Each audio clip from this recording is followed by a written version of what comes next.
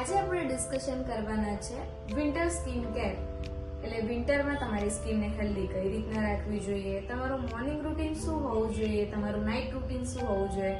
ઘણા લોકો કહે છે મારી સ્કિન ફક્ત ડ્રાય જ છે, પણ એની પાછળ બીજું ઊંડે કેટલું બધું હોય છે, કેટલી બધી ડિઝીઝ છુપાયેલી હોય છે. ઘણા લોકો કહે છે મને ખાલી રાત્રે જ શિયાળામાં ખંજવાળ આવે છે. એવી રીતના તો બીજા ઘણા બધા પ્રશ્નો છે જેનું આપણે આજે ડિસ્કશન કરવાના છે. વિન્ટરમાં સ્કિનમાં પ્રોબ્લેમ શું થાય છે?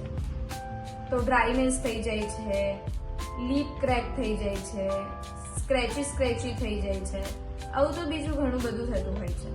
તો એની માટે આપણે કેટલાક રૂટીન એ ફોલો કરવા જોઈએ. તો આપણે અત્યારે વાત કરીએ છીએ મોર્નિંગ રૂટીનની. તો મોર્નિંગ રૂટીનમાં શું કેર કરીશું તો આપણી સ્કિન વિન્ટરમાં હેલ્ધી રહેશે?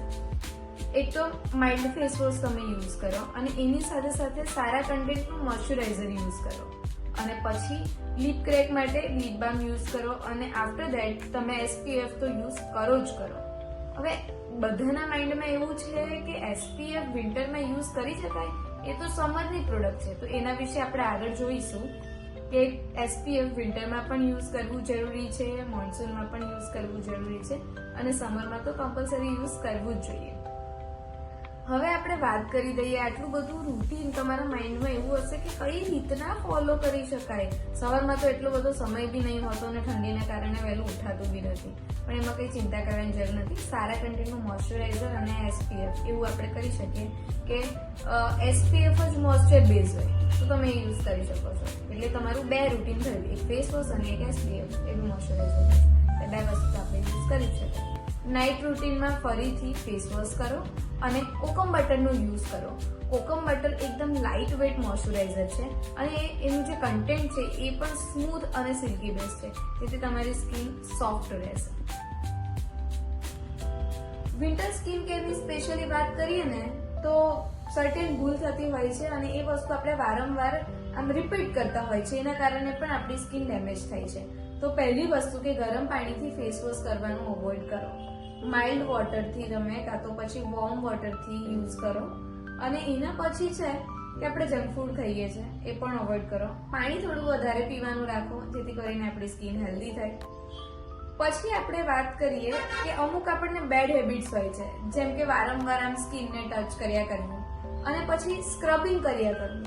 વીકમાં 3 થી 4 વખત સ્ક્રબ કરવાની ટેવ હોય છે, તો એને પણ આપણે ટાળવી જોઈએ. પછી હવે વાત કરીએ કે પર્ટિક્યુલર સ્કિનમાં અમુક લોકોને આપણે સ્કિન ડિઝીઝ જોવા મળે છે. એટલે કે સ્કિન ડિઝીઝ કઈ ટાઈપની કે જ્યારે વાતાવરણમાં ચેન્જ થાય ને ત્યારે જ એમની સ્કિનમાં બદલાવ આવે.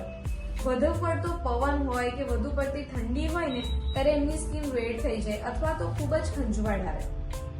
હવે અત્યારે આપણે ઇચિંગની વાત કરીએ, એટલે કે ખંજવાળની વાત કરીએ કે જ્યારે બહુ પવન હોય ને ઠંડકમાં એ લોકોને ખંજવાળ આવે, એની પાછળનું રીઝન કે ઠંડીના કારણે એમના બોડીનું જે મોઇશ્ચરાઇઝર એટલે સ્કિનનું જે મોઇશ્ચર છે એ ઓછું થઈ જતું હોય છે, અને એના ડ્રાયનેસના કારણે એમને વધુ પડતી ખંજવાળ આવતી હોય છે. તો એની માટે તમે રોજ રાત્રે થીક લેયર ઓફ મોઇશ્ચરાઇઝરનો યુઝ કરો, જેમ કે કોકમ બટરનો તમે યુઝ કરી શકો છો.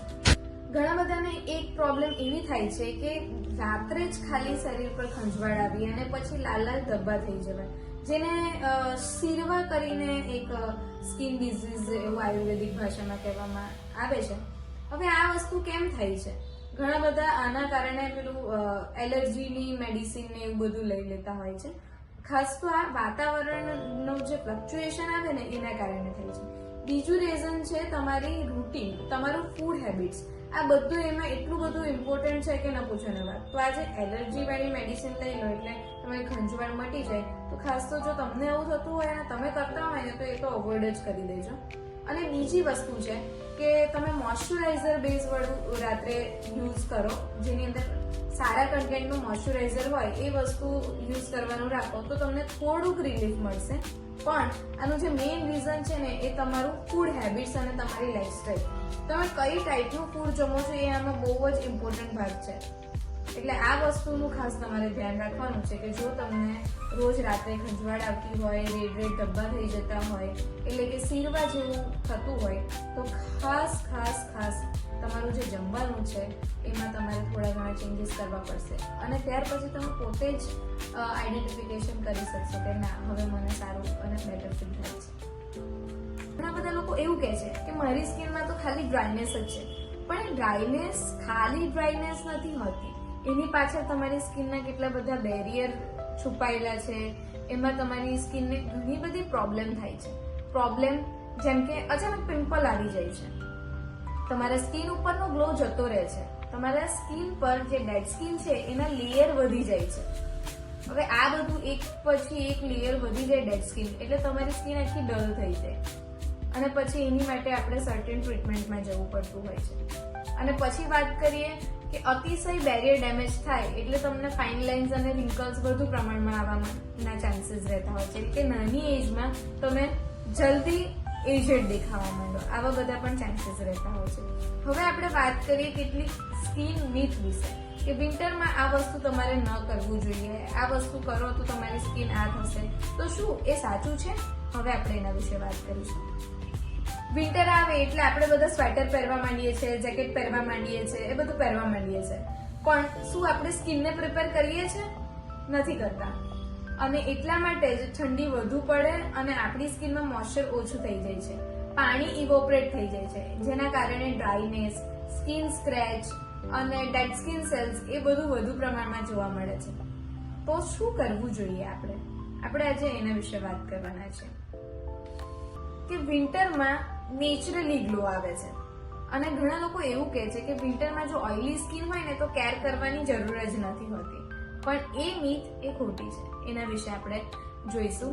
હવે તમારી ઓઇલી સ્કિન છે તો તમારે બેઝિક કેર તો જરૂરી છે, જેમ કે ફેસ વોશ અને SPF એ બેઝિક કેર છે, પણ એ કમ્પલસરી વસ્તુ છે.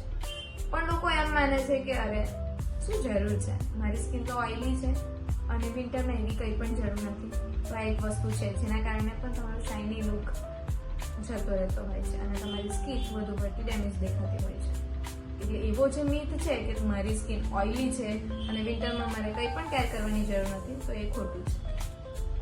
બસ મારે તો તમને બધાને એટલું જ કહેવું છે કે તમારે તમારી સ્કિનની રિસ્પોન્સિબિલિટી રાખવી જ જોઈએ. તમારી સ્કિનની રિસ્પોન્સિબિલિટી તમારી જ છે, કોસ્ટલી નહીં, કન્સિસ્ટન્સીની જરૂર છે. તો આ શિયાળામાં તમારે તમારી સ્કિનને ઇગ્નોર કરવાની જરૂર નથી, પ્રોટેક્ટ કરવાની જરૂર છે, કેમ કે અહીંયા આપણે વાત કરી રહ્યા છીએ સ્કિનની, કોઈ મજાકની નહીં. હાય, હોપફુલી આ વિડીયો તમને બધાને ખૂબ જ ગમ્યો હશે અને તમને આમાંથી ઘણી બધી ઇન્ફોર્મેશન મળી હશે, જેની તમે સ્કિનની ભૂલ કરતા હશો સ્કિન કેરની, એ હવે તમે રિપીટ નહીં કરો એવી હું આશા રાખું છું. અને આવું ને આવું નોલેજ મારી સાઈડથી તમને મળતું રહેશે. પણ એ ક્યારે મળતું રહેશે? કે જ્યારે તમે આ ચેનલને લાઈક કરશો, ફોલો કરશો અને સબસ્ક્રાઇબ કરશો. તો વધુ ને વધુ આ વિડીયોને લાઈક કરો, શેર કરો અને સબસ્ક્રાઇબ કરવાનું ભૂલતા નહીં. તો ફટાફટથી મારા 602